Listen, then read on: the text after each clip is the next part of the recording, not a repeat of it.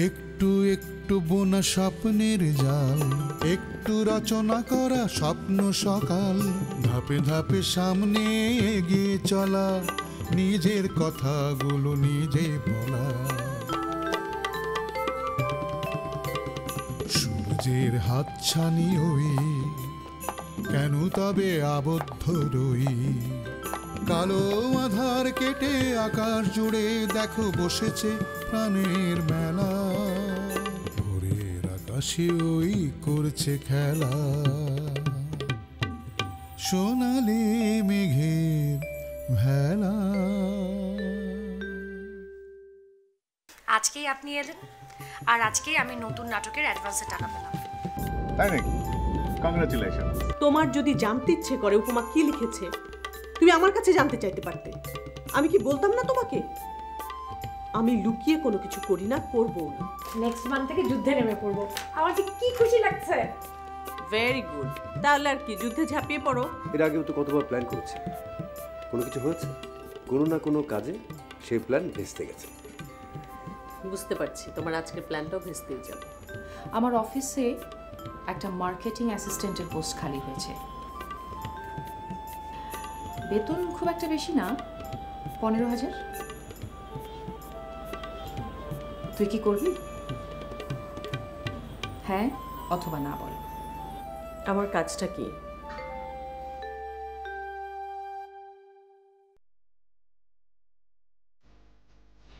আসলে আমি যে কোনো একটা কাজ করছিলাম,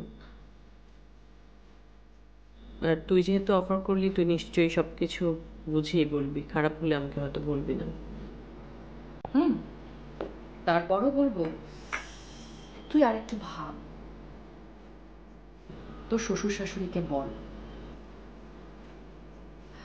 আর হ্যাঁ, একটা কথা, ইগো প্রবলেম থাকলে কিন্তু চলবে না। এডুকেশন লাইফ এবং প্রফেশনাল লাইফ দুটো সম্পূর্ণ আলাদা, একেবারেই এক না।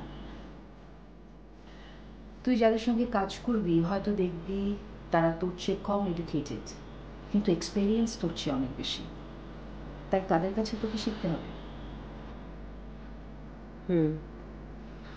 আশা করছি ইগো প্রবলেম থাকবে না। Very good. আমরা খুব তাড়াতাড়ি ভ্যাকেন্সি ফিল আপ করতে চাইছি, অফিসে কাজের অসুবিধা হচ্ছে। তারপরও বলবো, তুই বাড়ি যা, আর একটু ভাব, সবার সঙ্গে ডিসকাস কর। তুই যদি রাজি থাকিস তাহলে আমাকে আগামীকালের মধ্যে জানাবি, আর যদি রাজি না থাকিস তাহলে সেটাও জানাস। ওকে? কারণ অন্য কাউকে অ্যাপয়েন্ট করতে হবে। আমি তোকে কালকের মধ্যেই জানাবো। ওকে, আসি রে এখন।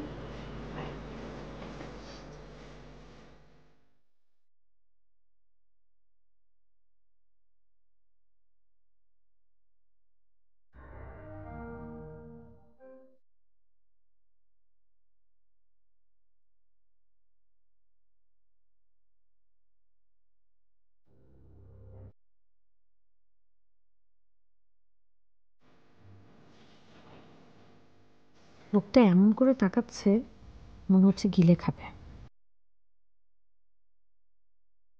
চেনা চেনা মনে হচ্ছে, কোথায় যেন দেখেছি।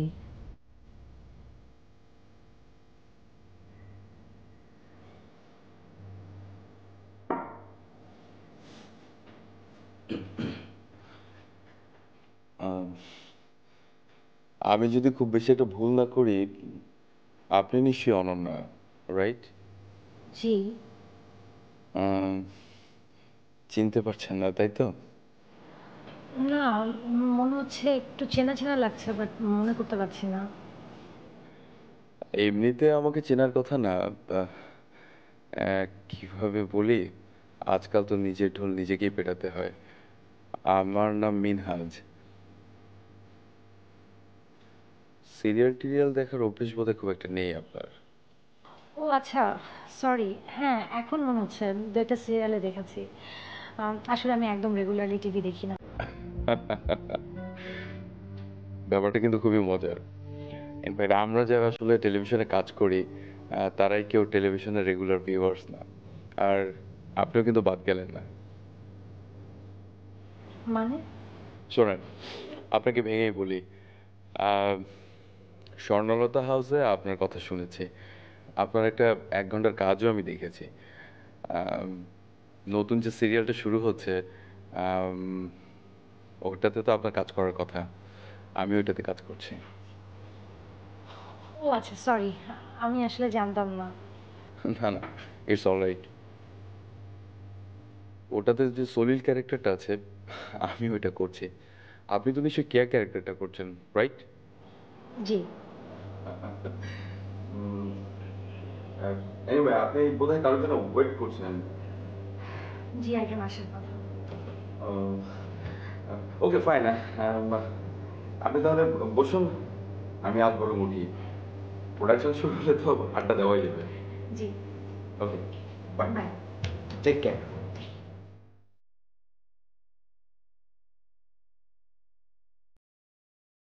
বিপদে যখন ফেলেছি তখন উদ্ধার করি। গিফটগুলো কার জন্য? ওহো, কি কাণ্ড দেখেন না, যার জন্য গিফট এনেছি তাকে দিতে ভুলে গেছি। অবশ্যই আপনার জন্য, প্লিজ। থ্যাঙ্কস। কাল কি হয়েছে জানেন? অনেকদিন পর ভাবির সাথে ফুচকা খেতে বের হয়েছিলাম। বের হয়ে আপনার কথা মনে হলো। মনে আছে আমরা একসাথে ফুচকা খেয়েছিলাম একদিন? অবশ্যই, এটা তো এত সহজে ভোলার মতো না। আমারও কিন্তু এয়ারপোর্টে নেমে আপনার কথা মনে হয়েছে, এই জন্য তো কল দিলাম। তাই নাকি? হ্যাঁ, সত্যি কথা বলতে কি, আসলে ঢাকায় সময় কাটানোর মতো, আড্ডা দেওয়ার মতো একেবারেই কেউ নেই। বন্ধুবান্ধব যারা ছিল তারা কে কোথায় কে জানে, একদমই খোঁজখবর নেই। এই জন্য আপনাকে আজকে দেখেছি কিন্তু স্ট্রেপ আড্ডা দেওয়ার জন্য। কাল যে বললেন আমার সাথে দেখা করার জন্য দুবাই থেকে ছুটে এসেছেন। হ্যাঁ বলেছি তো। শুধু দেখা করার জন্য আসা আর আড্ডা দেওয়া দুটো কিন্তু এক জিনিস না। আপনি এত প্যাচ কষতে জানেন। আচ্ছা ঠিক আছে, আপনার যেটা ভাবতে ইচ্ছা হয়, যেভাবে ভাবতে ইচ্ছা আপনি ভাবেন। হ্যালো, কোথায় তুমি অনন্যা? এই তো আছি একটু বাইরে। কেন ভাবে? না, বাড়িতে এসে দেখলাম তুমি নাই, সেজন্যই। কখন ফিরবে? এই তো একটু পরেই। তাড়াতাড়ি আসো, কথা আছে। সিরিয়াস কিছু? আরে এসো, তারপর বলবো। ওকে। উঠবেন? হ্যাঁ, ভাবি ডাকছে। আর তাছাড়া ক্লাসের পড়া মুখস্থ করার মতো যে স্ক্রিপ্ট মুখস্থ করতে হবে। ওহো, তাহলে তো আপনাকে ডেকে ডিস্টার্বই করলাম। সেটা কিছুটা করলেন, কিন্তু মাঝে মাঝে ডিস্টার্ব হতে ভালোই লাগে।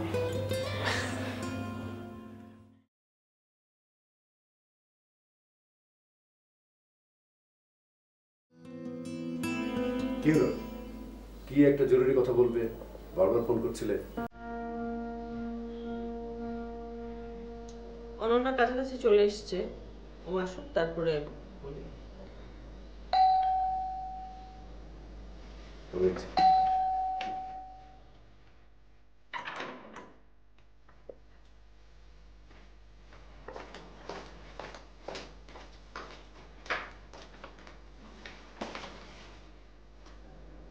এত সেজে গুজে কোথায় গিয়েছিলি? কাজ ছিল। কি কাজ শুনি? কি হলো, কথা বলছিস না কেন? কোথায় গিয়েছিলি?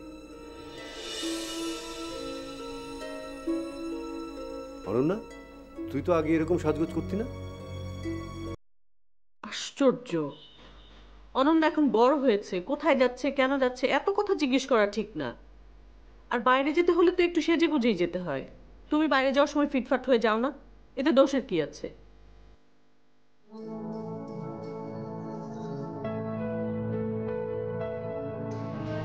আমি কথা বলছি ওর সাথে, তুমি ডিফেন্ড করছো না। আমি ডিফেন্ড করছি না। তুমি তো বলবেই, তুমিও তো ওর পথেই হাঁটতে চাচ্ছ।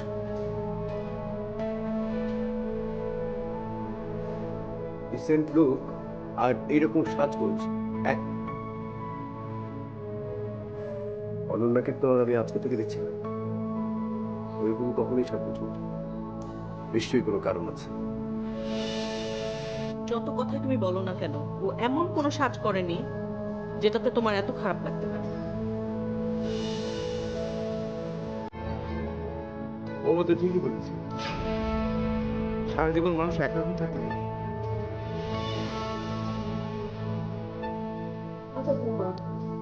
তুমি জরুরি কথা বলবে বলে আমাদের ডেকে আনলে, আর তখন থেকে দুজনে ঝগড়া করে চলেছো।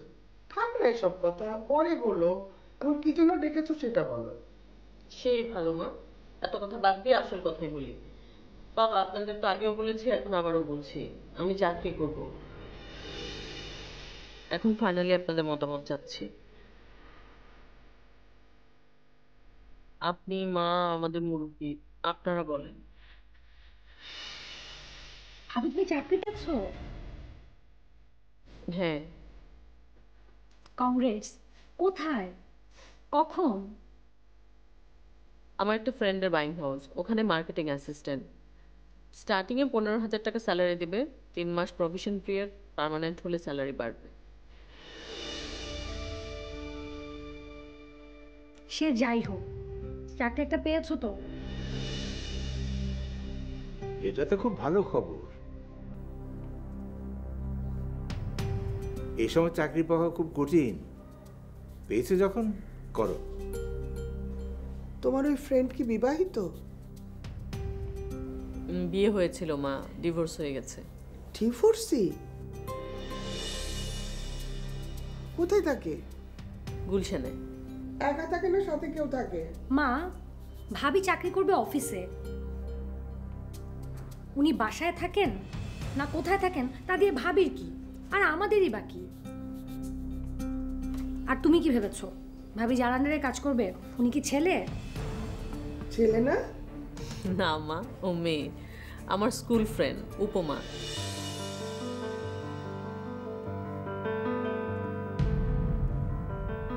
তাই বলো? তবু মেয়েদের চাকরি করার সুবিধেও আছে অসুবিধেও আছে। ধরো পুরুষ মানুষ চাকরি করতে চায়, ফিরে এসে ব্যাস দায়িত্ব শেষ। মেয়েরা সকালবেলায় চাকরিতে যাবার আগে সংসার গুছিয়ে যেতে হবে, আবার চাকরি করে ফেরার পর সংসার সামলাতে হবে।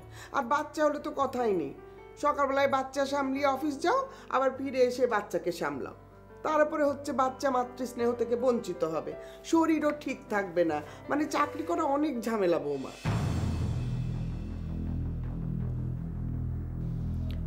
মা, যতদিন বাচ্চা কাচ্চা হচ্ছে না ততদিন করি। একবার শুরু করলে আর ছাড়া যায় না বৌমা। দেখো তোমরা যা ভালো মনে করো করো, আমার তো কোনো আপত্তি নাই। তবে সংসারে একটা সন্তান আসা খুবই জরুরি। তুই আবার উঠছিস কেন? তুই কিছু বল। আমি আর কি বলবো, তোমাদের যেটা ভালো মনে হয় সেটা করো। আমার এইসব শুনতে একদম ভালো লাগছে। চা খাওয়াবে না আমাদের কাছকে?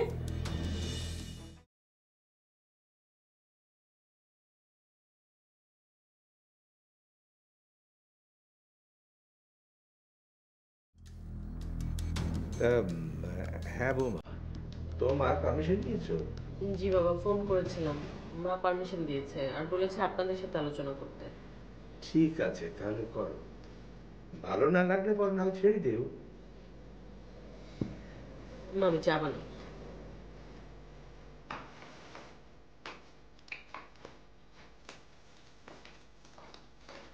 ঠিক সময় চা বানাতে গেছে, আমার খুব ইচ্ছে করছিল চা খেতে। ভাবছিলাম তোমাকে বলবো।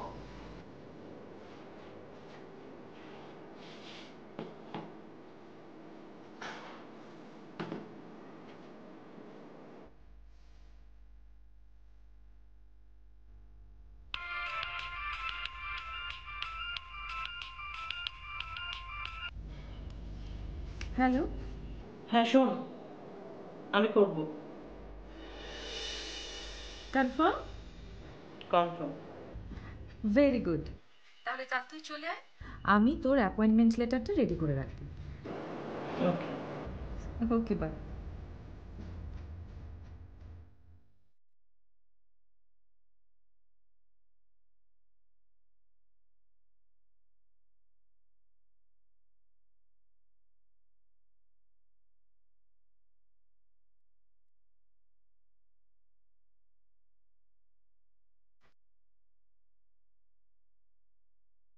ভাবলাম এখন থেকে প্রতিদিন তুমি বোধহয় চা বানিয়ে খাওয়াবে, তারপর বানালে না, তাই আমি বানিয়ে নিয়ে এলাম। নাও খাও। খাবো না। ওমা, আমি না হয় চাকরি করতে চেয়ে দোষ করেছি, চা তো দোষ করেনি। নাও চা খাও।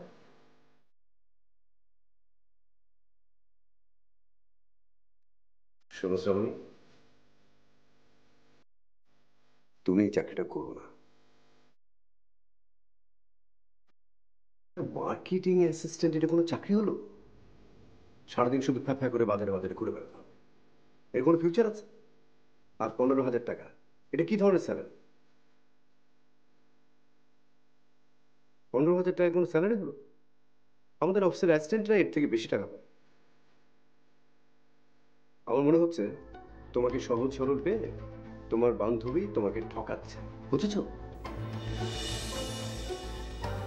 তাই না? শোনো, চাকরি যদি করতেই হয় তাহলে অন্য চাকরি করো। মার্কেটিং অ্যাসিস্ট্যান্ট কেন? তুমি জোগাড় করে দিবে? প্রয়োজন হলে দেব।